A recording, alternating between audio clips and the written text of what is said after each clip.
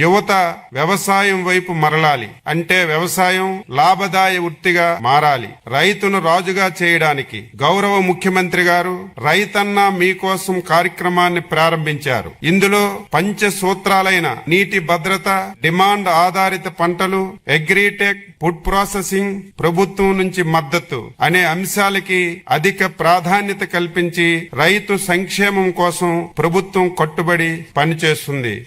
అందుకు ఆంధ్రప్రదేశ్ ప్రభుత్వం స్వర్ణాంధ్ర 2047 సాధన కోసం రూపొందించినటువంటి 10 సూత్రాల్లో వ్యవసాయ రంగానికి సంబంధించి ఫార్మర్ అగ్రిటెక్ ముఖ్యమైనటువంటి సూత్రం ఉంది. Deep technology, artificial intelligence, internets of things, drones, robotics, ఉపగ్రహ ఆధారిత వ్యవస్థల వంటి ఆధునిక సాంకేతికల ద్వారా వ్యవసాయాన్ని లాభసాయకంగా మార్చడానికి, అధిక ఆదాయ రంగంగా తీర్చిదిద్దేందుకు గౌరవ ముఖ్యమంత్రి గారు దిశానిర్దేశం చేస్తున్నారు.